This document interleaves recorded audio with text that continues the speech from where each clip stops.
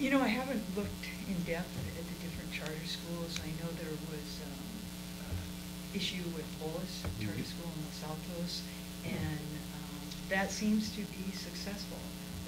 They're doing pretty well. It was a big fight, and it, I think, was tough, but it seems like it's working now. So as a board member, I really would like to investigate quite a bit when there is a dispute and when a district comes to the board and says, we have this problem, you know, this group wants a charter school, this group doesn't, you know, laying everything out on the table. Why is it necessary? Why do you need the charter school? What funds are being taken away? Are programs being cut? And I think it's going to become even more critical as districts lose property revenue from the downturn in the economy. So I think it's important that the board really take their time and look at all the issues in deciding whether to approve a charter school. Now, Grace, with regard to charter schools, again, the board is an appellate board, and it does take the position that it can, you know, negotiate through a memorandum of understanding, as opposed to just voting it up or down. Are you happy with that process that the board has used with approving charter schools?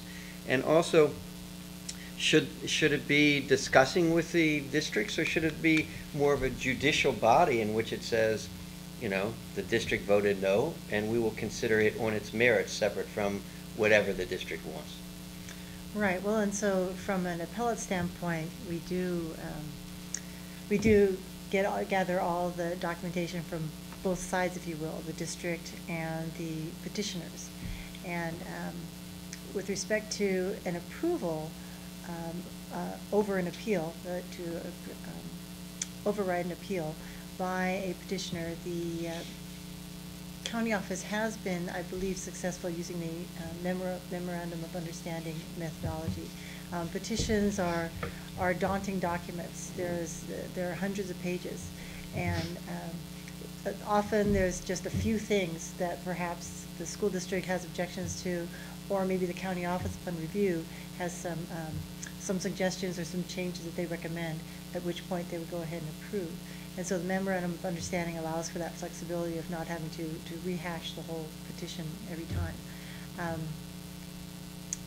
And then the other part of your question? Should you be negotiating with districts? Is it really, you know, should you try and negotiate with the districts to send a proposal back, or should it be just more of a judicial process and they come to you and you decide on the merits? So unfortunately, charter school law is somewhat contentious with respect to districts really being in competition with the charter school petition most typically.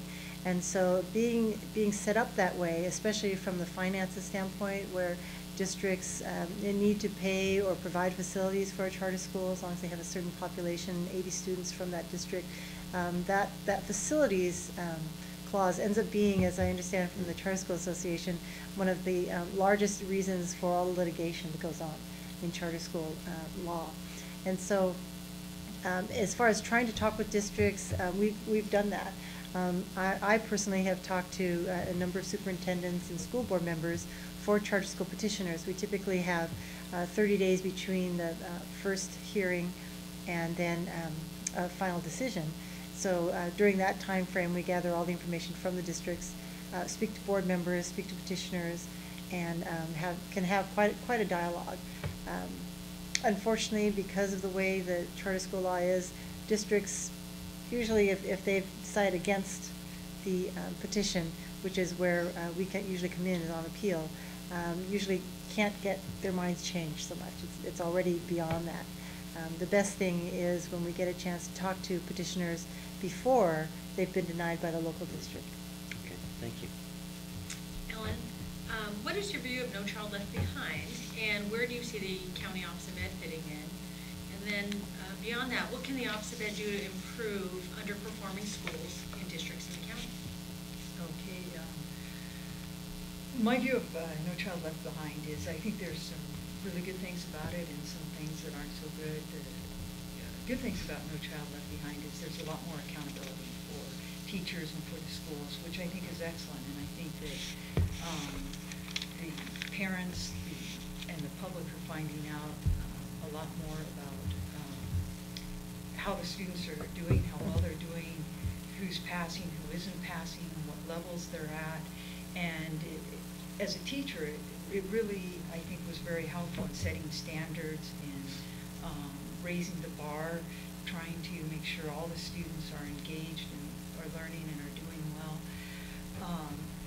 The one area of weakness in No Child Left Behind, in my opinion, is the fact that we're not holding the students accountable. So the teachers are working really hard, the schools are working really hard, and yet if a student is disengaged, no matter how hard the teacher tries and works with the parents and finds out what's going on with the home life, if the student just decides they're not going to do their work,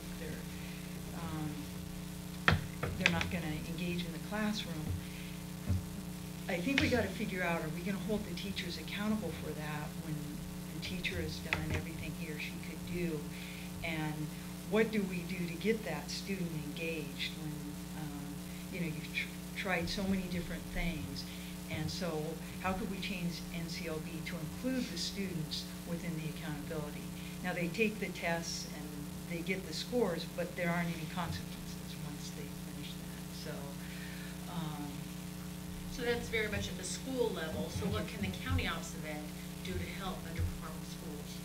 I think that what the county can do is look at the schools who aren't doing well and look at try to figure out why they aren't doing well, why there's a gap at these schools.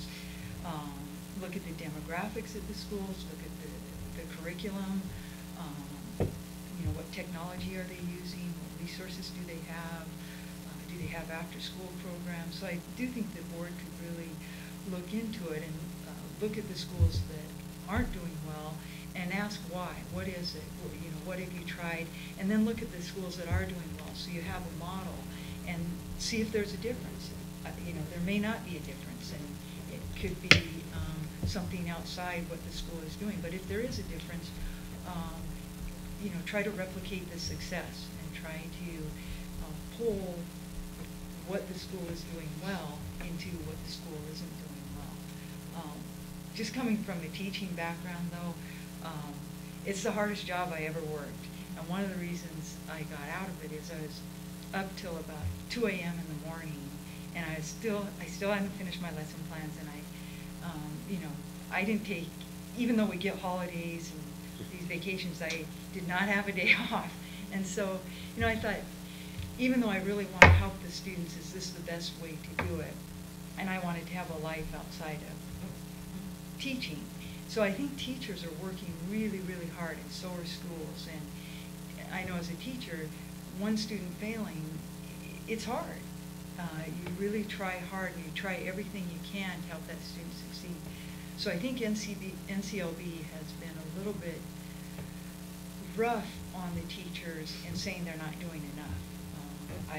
Where I worked, I think every single teacher there gave over 100%.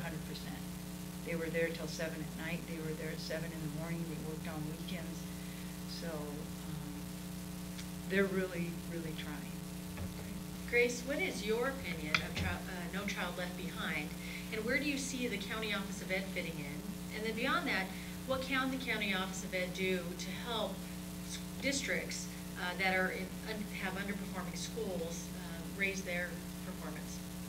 No Child Left Behind certainly has its problems, but it also has the overall benefit of just creating that accountability and making a standard that nationwide makes sure that everyone has to meet a certain level. Without setting the bar somewhere, we were still just too random, if you will, as far as knowing which schools are doing right, which schools aren't doing well, which students and which